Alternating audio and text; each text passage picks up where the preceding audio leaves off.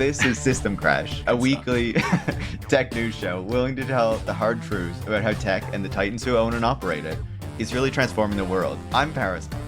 And I'm Brian Merchant. He's right here, actually sitting across the table from me. It's so funny to see you deliver the tagline. I don't know, I guess I never really thought about you actually saying those words.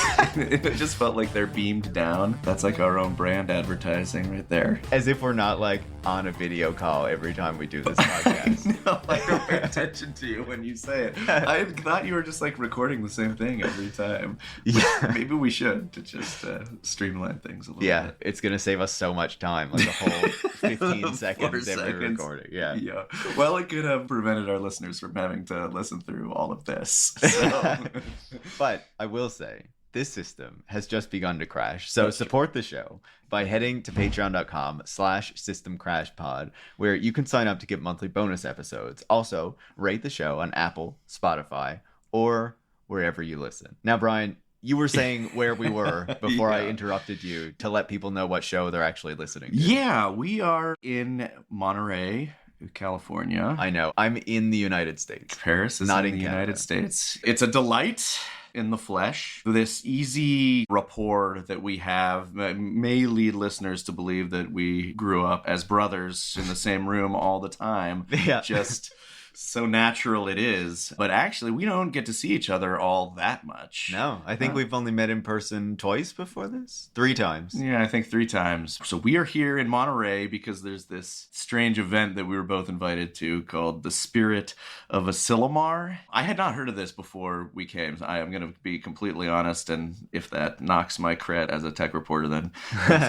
so be it. But I also had not heard about it. Yeah. The deal is that 50 years ago, like right when BioTech and bioengineering was getting going as a field, basically some of the emerging leaders in the field gathered to sort of discuss potential governance and regulation and safeguards on the practice, but primarily it seems not to sort of advocate for those policies, but to sort of try to make a statement that would indicate that the companies and university researchers could do this without governance. A lot of activists think, and correct me if I'm getting this wrong, but like this move preempted serious regulation of things like GMOs and so on and so forth. Before everything kind of kicked off and before you got here, Brian, there was like a presentation that was giving people some insight into the history of that event and into Asilomar and like that original conference itself. They were kind of saying that like these scientists and stuff got together to discuss these issues with biotech, but actually there was like a House subcommittee or something like that was waiting for a statement from Asilomar, and they were kind of like, if you guys don't come up with something, then we are going to regulate the space. There was this incentive for them to create some kind of thing coming out of it. And of course, you know, as you're saying, right, like a non-binding thing, like a statement of intent, kind of, to how the industry we will hold ourselves to the best practices or whatever kind of thing. Yeah. Exactly. Also in this history presentation, but also, you know, speaking to people who are critical of that original Asilomar event, there was this view, as you're saying, that this contributed to a deregulatory environment in the United States in particular. Other countries went forward and passed laws on biotechnology that were more strict, but in the United States, it was more open. People who don't like the way that things have developed, very notably like Science for the People was very critical of this event 50 years ago. And of course, other groups who are operating in this space often call back to it. And one of the things that stood out to me, you know, you said you hadn't heard of it. I hadn't heard of it either. I think we've both spoken to some biotechnologists here who kind of knew about this thing as an early event that was important to their field. So even though it's something that, like, I think people outside of biotechnology would not be very informed on, it apparently plays a big role, at least in like the myth of their field. People who are really engaged in this issue have strong feelings on both sides about it. This is like the 50-year anniversary, and so new objectives this time around. I think both of us were invited because there's a lot going on with AI and how biotechnology is starting to lean on AI. It's like your normal conference where there's talks and there's different panels. Probably the most notable through line is there's these working groups that are meeting with different stakeholders, not only biologists or engineers, but also folks from civil society and NGOs. There are journalists here, folks from New York Times and New Yorker and Economist and us. Yeah, And us. and us. Yeah. Yeah. It's funny kind of being here in the capacity of a journalist. Like you and I just sat through half of or a big part of the panel that's sort of crafting a statement on biotech and AI, trying to chisel out some best practices. I guess I wouldn't go so far as to say it's a policy, but yeah, kind of a statement of intent. We were kind of sitting in the back of the room as a fly on the wall. We just kind of looked at each other every time somebody would say, like, well, we should talk about innovation. We should talk about the need for more innovation. Yeah, can we take out the word responsible in there? Yeah, somebody said that. And, it's just like the statements out of groups and sort of gatherings like this. It's always a little bit of an element of like, well, what is this even for in the air? With the historical precedent, you can kind of see how that set of guidelines did or did not shape the way that the field took place. So there's like an eye to history. I think there's also like a bit of a sales pitch or an attempt to address some of the issues and the criticisms that were made of that original event in this event. But I also think it's contested whether they have actually been able to achieve that or whether it's a surface level thing that is actually happening. Right, lip service. As you said, there are regulators here, there are nonprofits here, there's civil society here, but it is overwhelmingly biotechnologists and people in academia or industry who are shaping a lot of these conversations, and that leads them in a particular direction. You were saying we were recently in this AI one. I have been going around to a few other different spots as well, people talking about futures, people talking about synthetic cells, AI.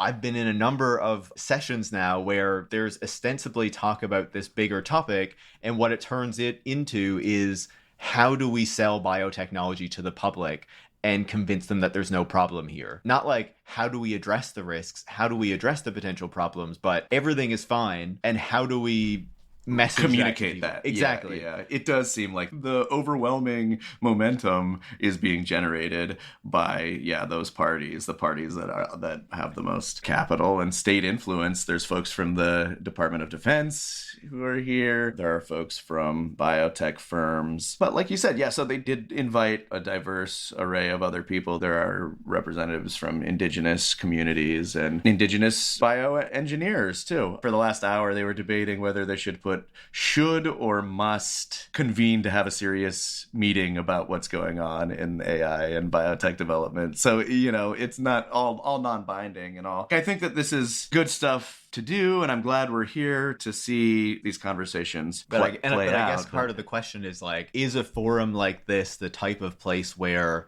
these sorts of things should be adjudicated and decided and determined? And like, would that even be the impact of a conference like this in today's world? I'm not entirely convinced that is the case, right? Like, if it has as much influence as something 50 years ago because of how the world has changed. Right. It was novel back then. Exactly. But like, even if it does, is this still the type of forum to decide those type of issues?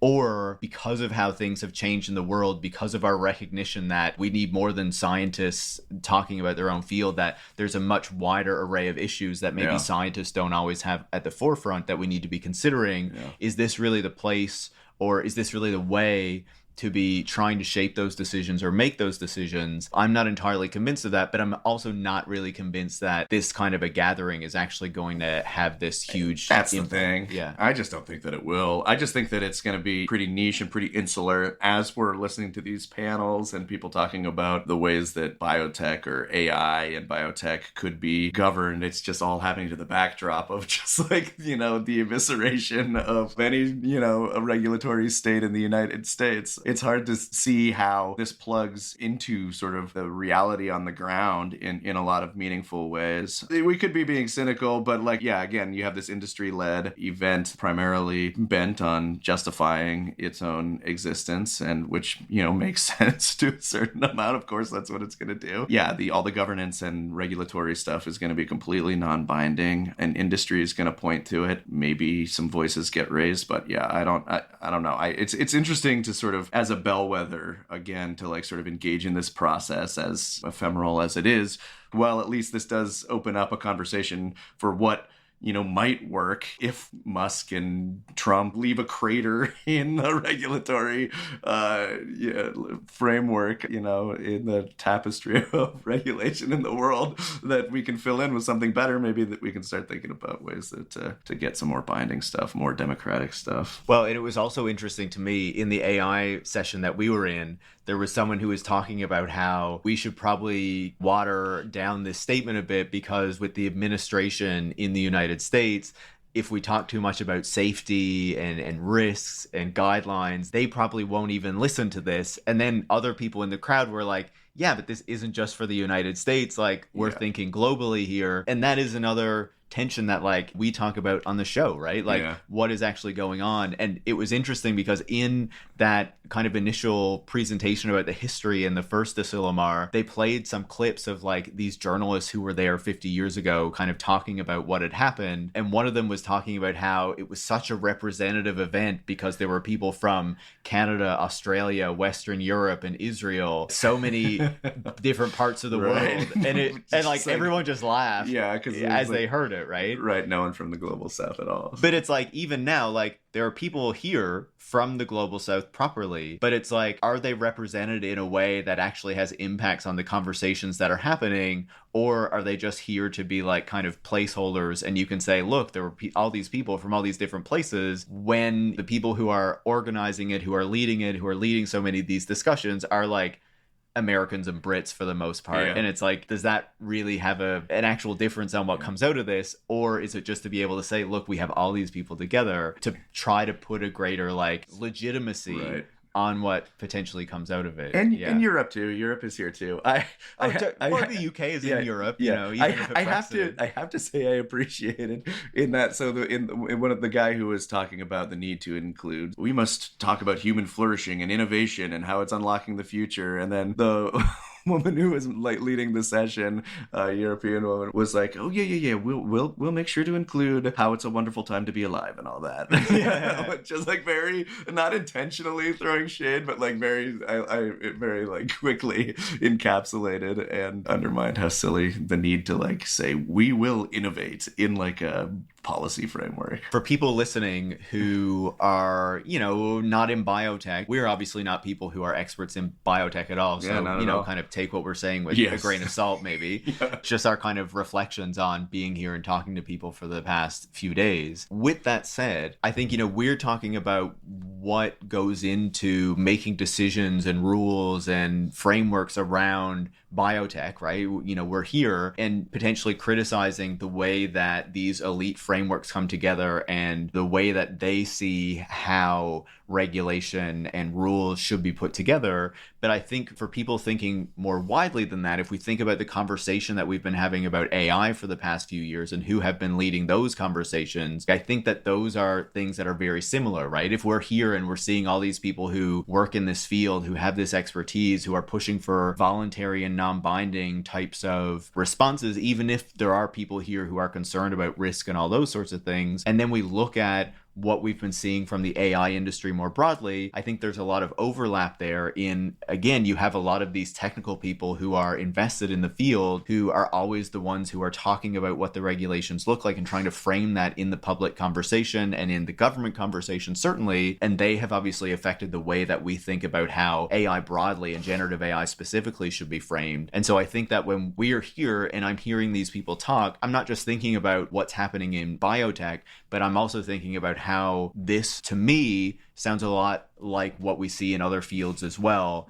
which is not entirely surprising, especially as more and more science has become commercialized and more commercial imperatives have been inserted into it. This is not entirely different from the types of things that we talk about much more often, and we're not as often in those spaces either, but I think you can see a lot of similarities there. And it has been interesting also just to hear like where it showed up in the conversation. I mean, obviously, I think that just AI is just a big trend with so much investment in it that it's just unignorable, so it is carried over over into some practices. But I think it's interesting that it hasn't really been, they're not just like AI is going to change everything. Even like these biotech guys are kind of like, well, there's some interesting applications for, that where they could run sort of pre-experiments to do a dry run before you actually take something into the lab. And they're talking about how much compute that would take. I guess they kind of think it's a big deal. But I don't know. I think there's a tension there, right? Yeah. Because I was also at a session the first night that this conference went on when they were starting to like set up the frameworks of the discussions. The person who was leading that basically started by suggesting that the risks are overblown and we're talking too much about that. And that was like kind of the initial framing that was on the table. And then as that conversation went on, he was kind of talking about how like the generative AI models are not that great,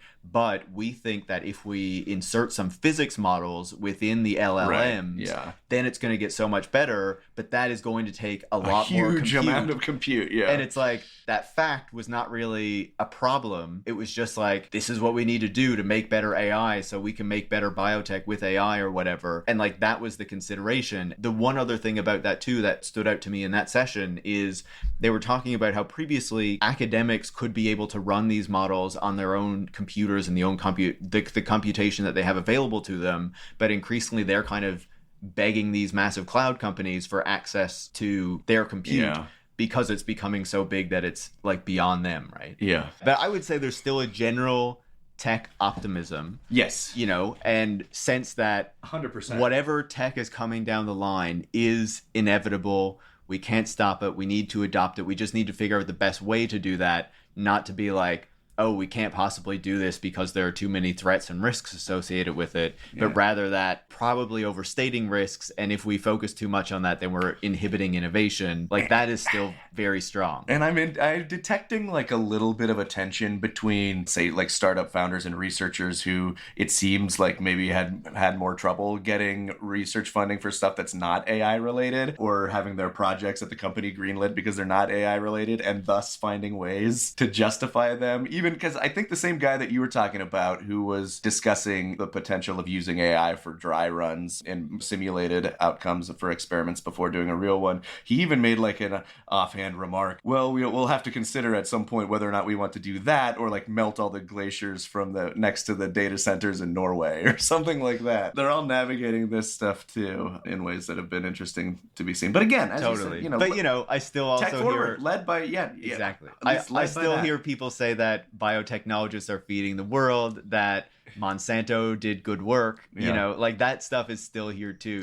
Monsanto being the big biotech firm in the room. The big firm making the pesticides and the kind of modified seeds and all, the transformation that's had on agriculture around the world. It's famously it's not a generally well seen company, but Monsanto. I was wondering if Monsanto people were here because I haven't ran into any. Not people, but people who are here who are working on other things, like praising Monsanto, who have praised Monsanto in front of me. And it's like, oh wow. Okay. There was one person I talked to who and we should move on to the next stuff after this, but there's one person I talked to who could not find a risk or a downside to their project. I was kind of just asking in they had, it was a genetically modified bacteria in seeds, and they were saying how it would like reduce the amount of fertilizer you would need or something like that. And I said, oh, okay, cool. And then he's like, oh yeah, and then you this, that, and I was like, and said all these great things about it. I said, oh, so it's all upside? And they're like, oh yeah. I'm like, oh yeah, well, it's got to come at a cost. And she's like, I don't see any cost. I only see upside. So just like a very, very stark, like inability to look critically at what you're doing, I guess. That sounds about right. And I wonder if I've spoken to the same person now that you're saying that. But yeah, I think we should move on. We wanted to talk about this because we're here, because obviously we have thoughts. We're in person chatting about these things, but we're living it. Yeah. There were some other stories that we wanted to talk about. There's no big like overarching theme for this week's episode in the way that we've done in some previous ones, but there were some things that we wanted to pick up on that we have been paying attention to that we think are worth digging into a little bit further. I mean, we could do another episode about Musk and Doge and all that, and we'll talk about it a little bit, but it's just like that is clearly the story in the US, at least, that is just, occupying everybody's minds. completely understandably so. It's occupying my mind too, but you eventually hit the limit of Elon Musk, the tech billionaire. I guess, should we just get that out of the way first? Should we get the Musk Elon story? Musk. We can. Okay. I think you should take this. Okay, we'll just quickly, just so it doesn't hang over the episode. Yeah, people are just like, oh no, when is it going to happen? When is Elon Musk going to show up? Everybody's favorite main character. Did you see when he was like totally like zonked? Yeah, at the CPAC the other day, and like was even wearing sunglasses. Yeah, let's play that clip real quick. I have become meme. Yeah, where he says that. God, just so. I loved when Javier Milei randomly came out with a chainsaw and he's doing his regular. Like, I think on the last episode, I said I was hoping his thumbs up would stop soon because there was this whole crypto scam he was involved in and stuff. And then of course, a few days later, he comes out with his thumbs up at CPAC. Of course, he had to be there, right? He's part of the wrecking crew. And Musk, he just that was one of his weirdest, which is saying a lot, weirdest performances, because he had the sunglasses on so you couldn't see his eyes. He's just kind of like muttering to himself. Yeah, he grabbed the chainsaw, ran around. And at the exact same time, or like right before that had happened, Grimes put out tweets being like, can you please contact me? Our child is having a medical emergency and you won't reply. It's so dark. Yeah. It's so dark. Yeah, so then after that addled haze wears off, he goes and has the Doge draft an email, like a Twitter-style email that they send out through the OPM, at least, the Office of Personnel Management,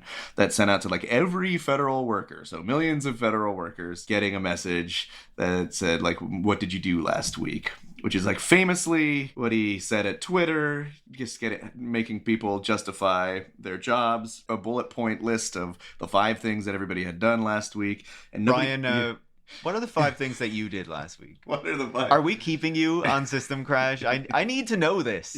And I need to get my AI to assess if they were good things. That's right, because that's the second part of the story, is that it comes out the next day that, he sends us out on a weekend, and he says if you don't respond by the end of Monday, then it's a resignation. The Trump administration kind of has to walk it back. Different agencies are all sort of in a muddle about how to respond. Some people are voluntarily responding. Some people are not. Like the link to the inbox gets shared publicly, so it's getting spammed left and right by people who are just trying to mess with the system.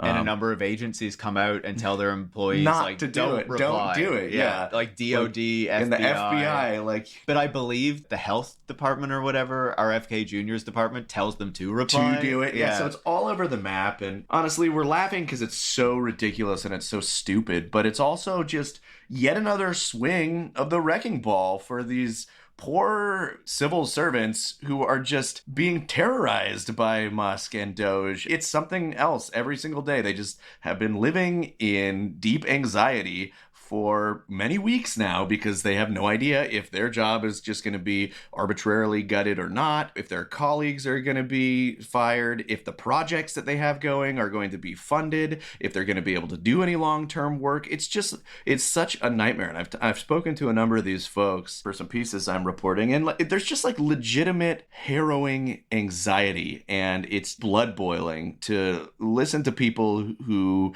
took these jobs to better the public, because most of the time they, a lot of them could have, gone into very different higher paying fields and wanted to use their expertise because they believed in furthering the good of the American public. It's really that simple. It sounds cheesy. So one of them even was like kind of pointing, well, it sounds kind of cheesy, but I actually believe it. And that sort of civic spirit is also what Musk is destroying. So anyways. Yeah. And that's also what the government relies on, right? Those type of people who want to do that kind of work, who want to improve the country and help people. Yeah. Like, that's the bedrock of it. Yeah. Exactly. But I had a question for you, because obviously I'm Canadian. I don't understand very obviously the US.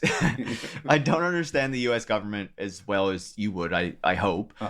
But like in Canada, all of the federal workers are represented by unions that would very clearly come out against this firmly and quickly and shut it down. Are U.S. federal workers like not unionized, or why is that not happening? I feel like I'm not seeing that. Most of them are unionized. They're not uniformly. It is a little bit different. And this is interestingly, like folks I've been talking to have been like, I think I'm eligible for the union, but I just I've never activated. I've never sort of, signed on. And you have to sign on? Yeah, you do. You have to agree to join. Because in Canada, just getting the job, you would automatically join the union. Yeah, it's not clear to me they're either completely. I think it's different levels of employee. I think rank and file members may be automatically enrolled in the union. I should know this too. The American, I think it's the AFGE, the American Federal Government Employees Union is the sort of the largest umbrella one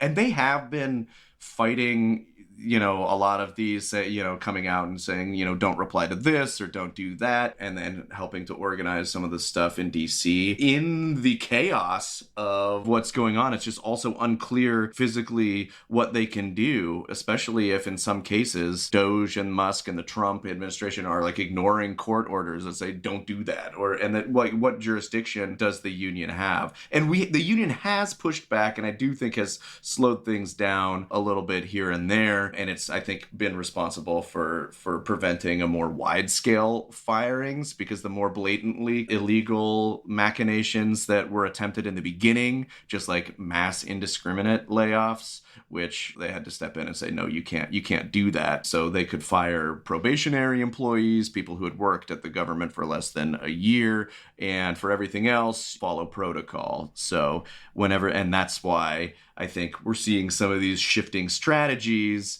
which leads into, this big story of this week, which is that it turned out that after they sent that email, Musk's Doge boys had built this AI system that was supposed to ingest the responses and then be able to determine whether or not an employee should be deemed mission critical or fired, basically.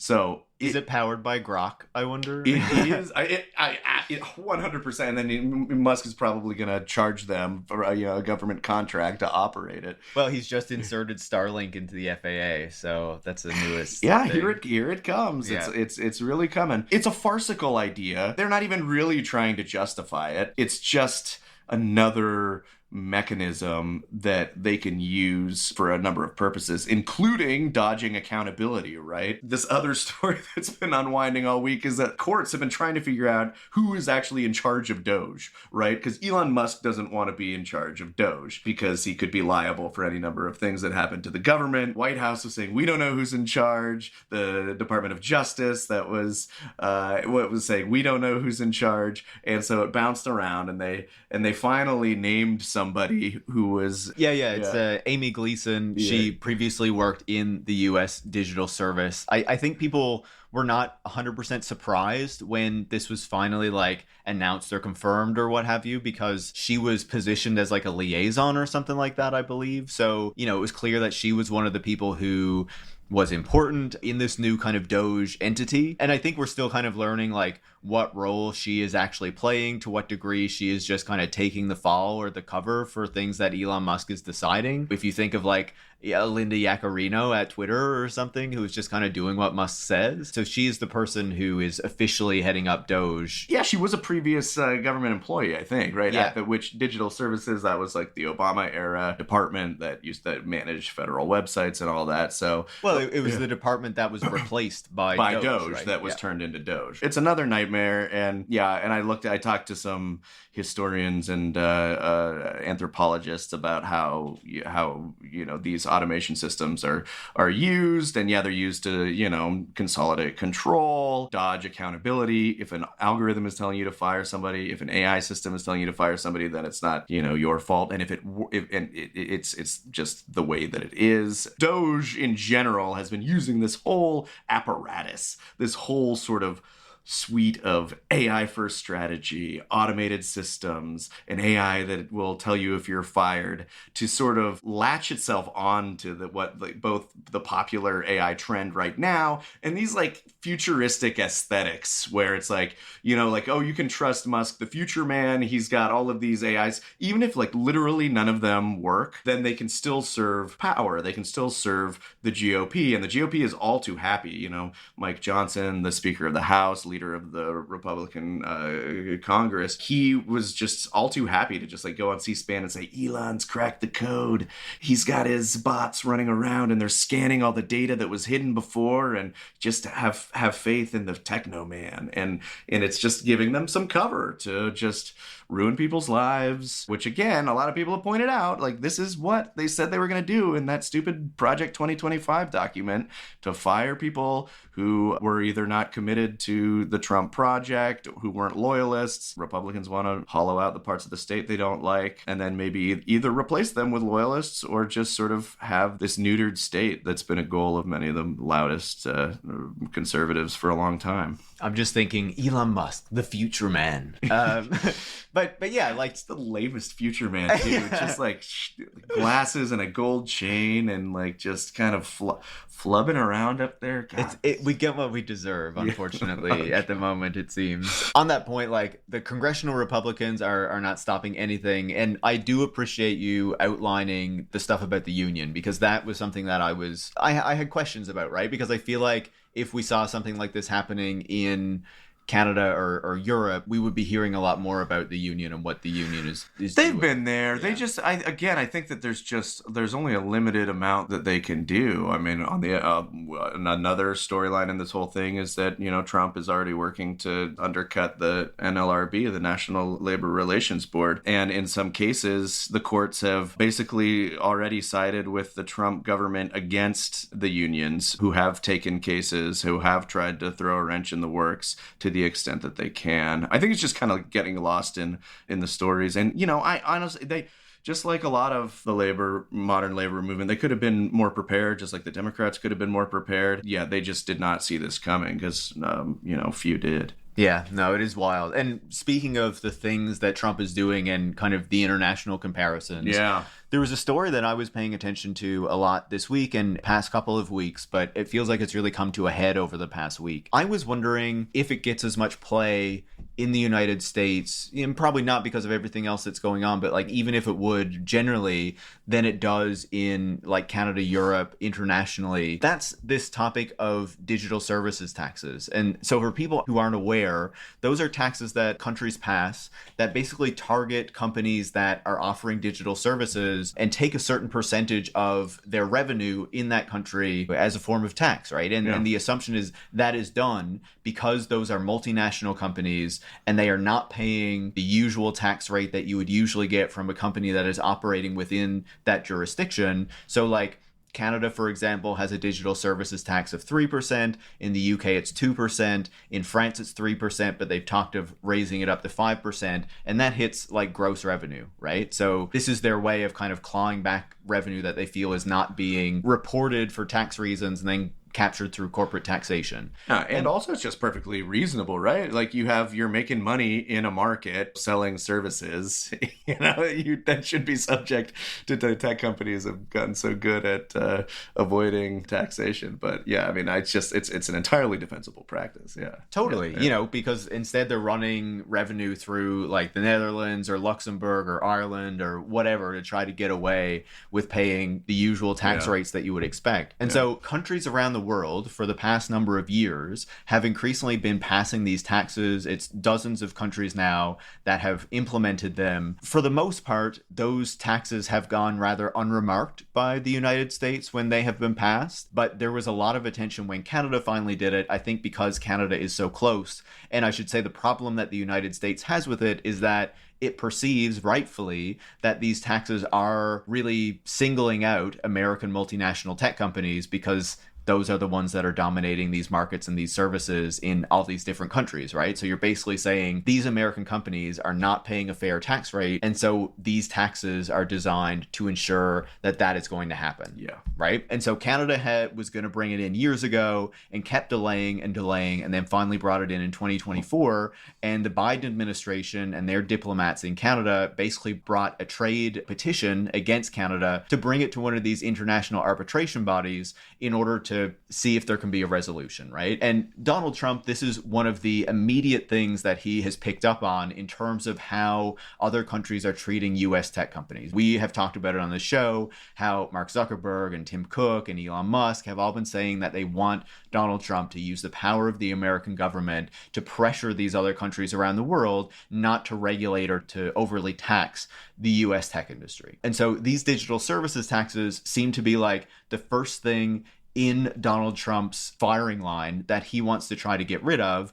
And so he has threatened all of these countries around the world with tariffs if they continue to levy these digital services taxes against American tech companies. We're going to see how this fight is going to play out. But the key piece of this that I often don't see in a lot of reporting about these digital services taxes is that they were implemented for a very specific reason. Mm-hmm. Not just that these tech companies are not paying a fair tax rate, but also because all of these countries came together in the 2010s leading up to 2019 when through the OECD, they started to negotiate this global tax treaty that the United States came in on in 2020 to basically say, we are going to agree to a global minimum corporate tax rate of 15% so that we can try to ensure these multinational corporations are paying a tax rate in all these different jurisdictions, right? Yeah. That there can be some degree of fair taxation that's happening here. So all of these countries were like waiting for this agreement to go into place, and it has continually been delayed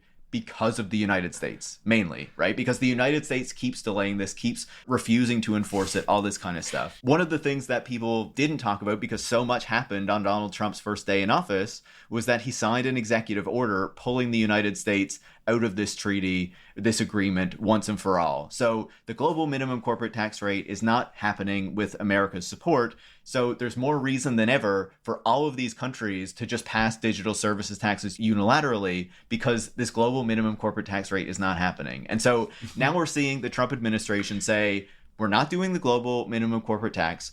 And we're going to try to penalize you if you do the digital services taxes. It's yet another reason or yet another example of how all these countries just need to tell the United States to like go fuck itself and to continue cracking down on these tech companies, regardless of what Donald Trump and the Trump administration try to do. It's just, we love the free reign of corporate power here. Totally. I mean, it's just, I'm not surprised at all. The other interesting piece of this is that, it's not specifically for the Silicon Valley elites who came down and kissed his ring, but they are certainly the biggest beneficiaries, right? This is like Facebook that, has its platforms and apps that operate widely in Europe and providing digital services. It's Google. It's the tech giants who would have to pay this fee and who are benefiting from Trump's action here. And so, if anything, they're continually sort of cozying further up to him. Yeah, I saw a headline in the Financial Times the other day. I'm forgetting exactly what it said, but it was basically big tech's new strategy is to tattle on the rest of the world to the Trump administration when they're mad, basically, right? This country is doing this that we don't like. Can you tell them to stop? Yeah, threaten a tariff. Exactly. Come on, so we can sell more. Yeah. That's basically what we're getting into. And it's going to be silly, but it's also going to be madly frustrating. It's going to be slow going on that front. And, as an American, I encourage this. The tech companies have been, as you said, routing their profits through loopholes and into Ireland or wherever to dodge all of these taxes. They've been doing it to get away from paying higher taxes in the United States as well. So, set some precedent, show that won't be tolerated, and build up some support, and let's claw that back. You hear that, foreign governments and regulators? Yeah. You have the Brian Merchant American the American seal of approval. Even though you were giving me shit for being American earlier today. I was. Yeah.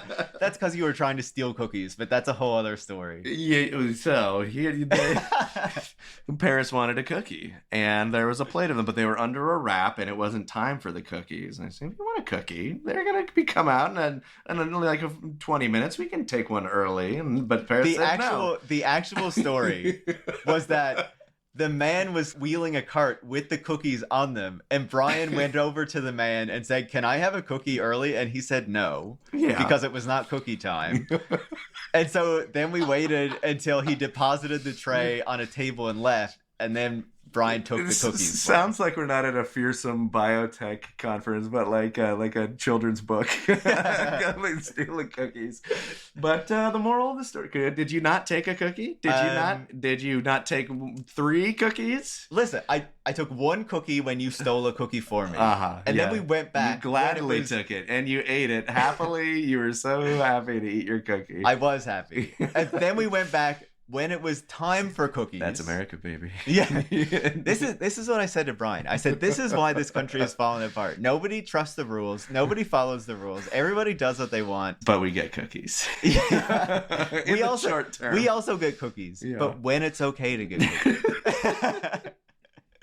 We have another story that we wanted to talk about. Speaking of the influence of these tech companies, which is that, I think people will remember when Donald Trump was in office the first time around, Apple, had a pretty cozy relationship with him. And Tim Cook, the CEO in particular, Tim Cook got this change in the tax rules so that Apple could bring all this money back at a much lower tax rate from abroad. As part of that, they made some announcements, or they let Donald Trump believe that they were like repatriating this manufacturing that was not actually happening, that they had always planned anyway. Same thing like with Canada and Mexico and the tariff. Yeah. They're like, oh, we'll deploy the troops that we were already going to deploy or that are currently there to avoid this tariff standoff. Exactly. Yeah. But, you let him think. And so then, but with that said, he said the tariffs are actually coming on March 4th now. We'll see what's going to happen there.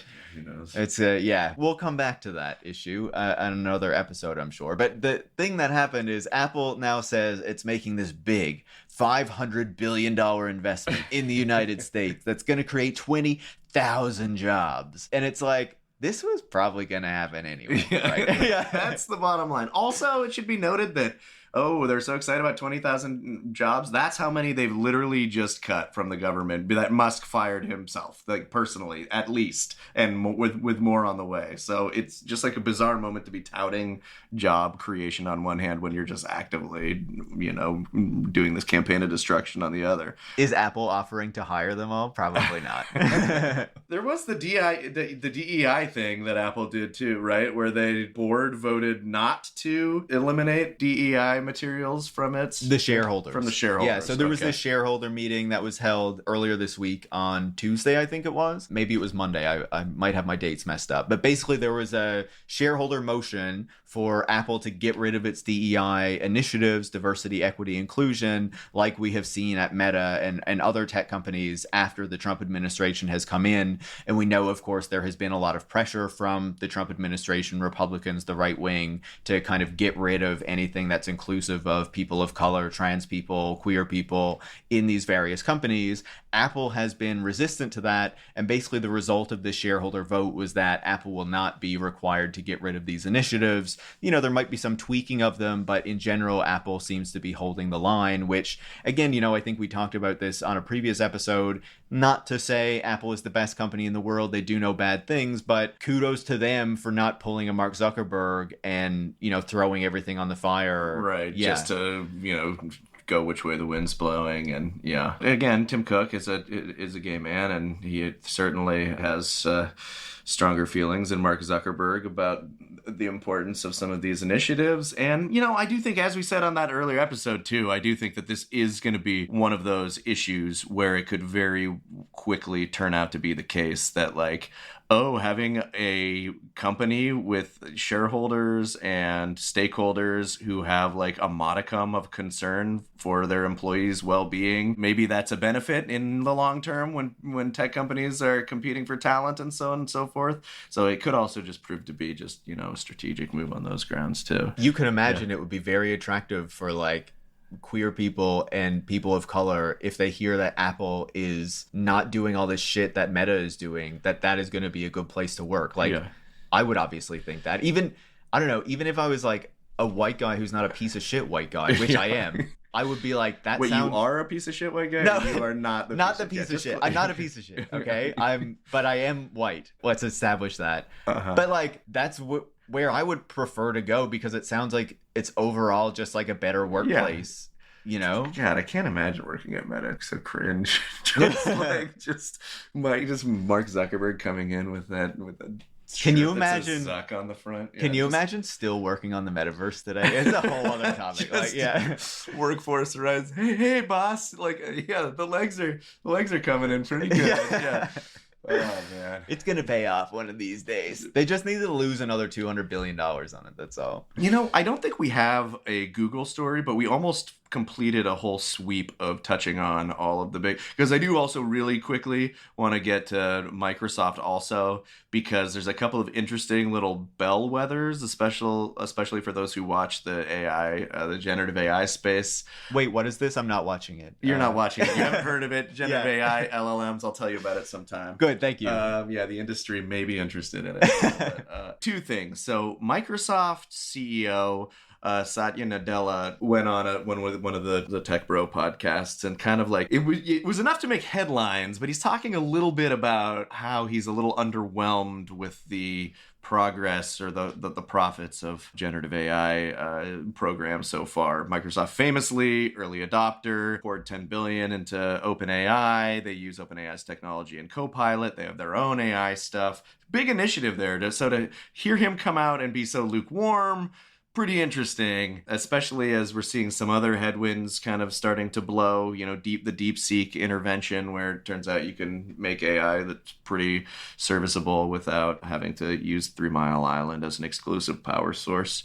But Brian, China. But China, yeah, can't let China get there first. And then Microsoft canceled some leases on some big data centers, I think. Yeah, it's basically the equivalent of like a couple hundred megawatts of data center capacity in the United States specifically. Yeah. So, what the broader repercussions of that and meaning of that are, I think remains to be seen. But I think we and people we know have obviously been asking questions about where this is all leading for a while, whether they're plowing way too much money into all this data center infrastructure, whether they're actually going to need all this compute. And I think this kind of plays into some of those questions. It does, yeah. I think it underlines the fact that maybe the assumptions aren't so strong. And friend of the show, Ed Zitron, of course, has been ringing the bells about this and has a long piece in his newsletter. We'll link that in the show notes, making the case that this AI revolution that has been promised now for 2.5 years is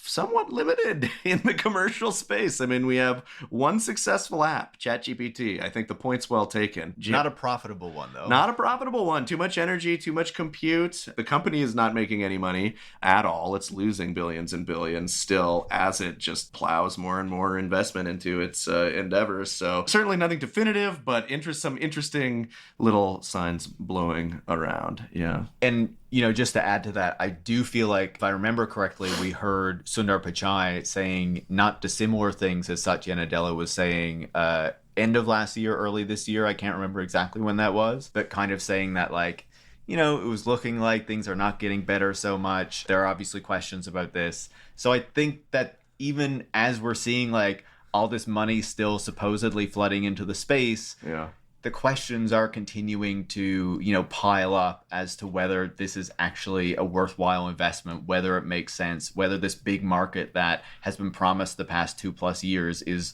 really there, and that this technology is going to be this transformative thing that needs to be implemented everywhere, or it's just, again, going to be a niche thing that's going to stick around for a while, but really is not as scaled down to size. Exactly. Yeah. I think All this is coming at an interesting time too, because I think one of the last things we want to mention is that there is a sort of a big organized fight against what the UK is trying to do to sort of make it easier for tech companies to ingest creative works and use them to train AI models. Artists have really been well organized. I signed an open letter with some other artists in support of pushing back against those stipulations that would basically give tech companies free rein to vacuum this stuff up. And then there was a big protest with musicians like Kate Bush and Damon Albarn of Blur, which is cool to see everybody coming together and making this sort of statement where they're making this like silent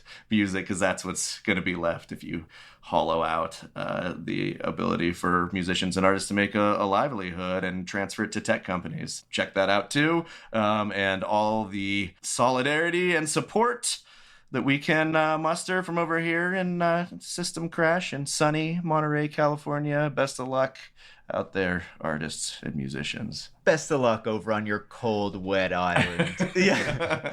I'm just wondering if the guy who made the movie with the monkey as the singer, as him, is part of this as well. I can't remember his name.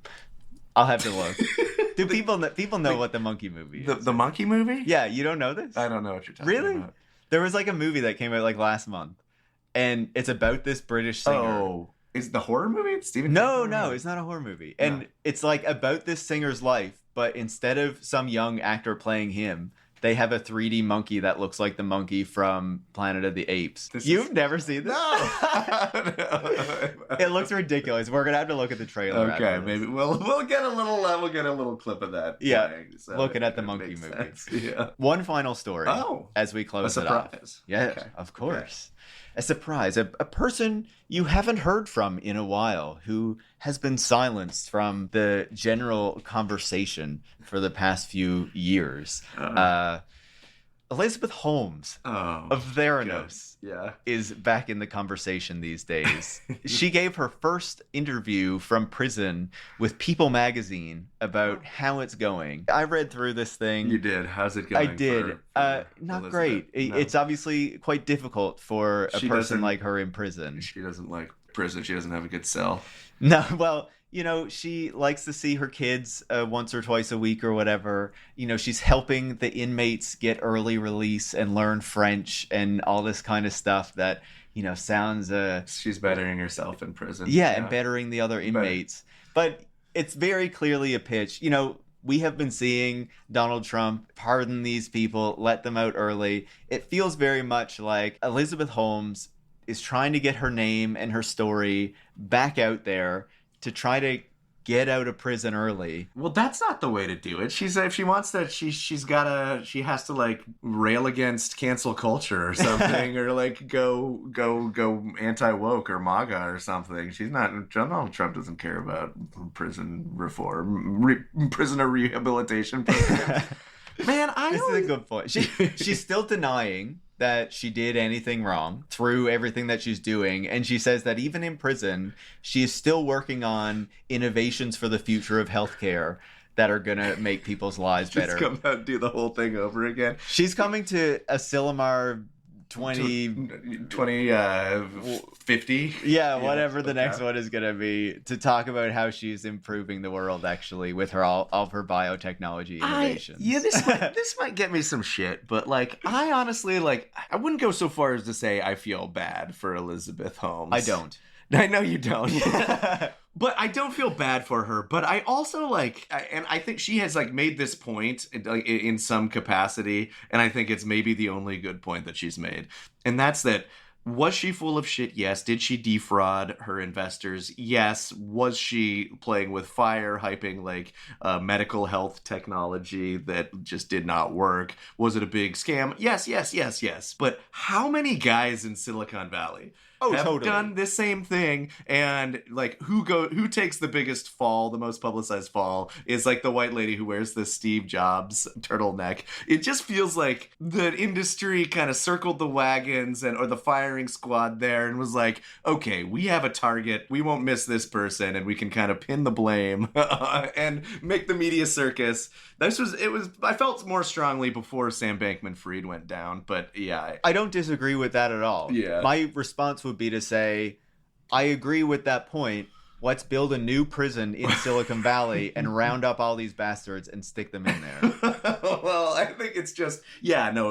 I'm totally for prison reform and all that kind of I stuff. thought you were a prison abolitionist. Yeah, but when it comes to the tech Silicon folks, Valley only. Well, no, the point is taken. I'll still oppose the death penalty. It's not that she should not be held accountable. It's that it should apply to all of these guys who are doing basically the same thing, and just instead of going to prison, just like starting another startup. I'm sure it must suck to be in prison, especially when you have young kids. I totally understand that, but she did actually do things. No, like sure. I know that she was convicted on like the charges about losing investors' money and defrauding investors, and it should have been on the fraud toward the consumers and the actual people who were hurt and harmed from the use of her products. I agree with that, but she still did hurt a lot of people through her lies. And she needs to suffer the consequences for that.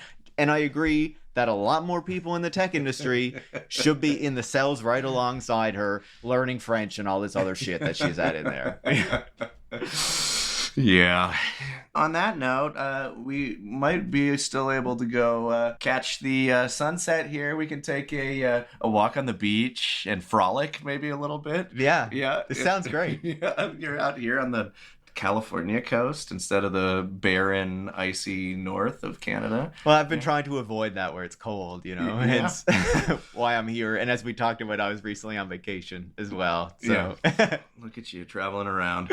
Well, this has been fun to do it in person. I have no idea if you're going to be able to hear any of this, all of you out there, because we have one mic, because I forgot to bring mine, and I've just been like leaning back in my chair and trying to bellow to make up for it. But I hope the sound quality is acceptable, and if it is, that is all because of our producer, not because of anything our own success. And with that, System Crash is hosted by Paris Marks and Brian Merchant. Production is by Eric Wickham. That's the person who I'm talking about. Our theme music is We love you, Eric. Our theme music is Dystopia by our good friends in Yacht. Support the show on patreon.com/systemcrashpod to get a monthly bonus episode. We should have a new one of those soon. Thanks so much. Bye.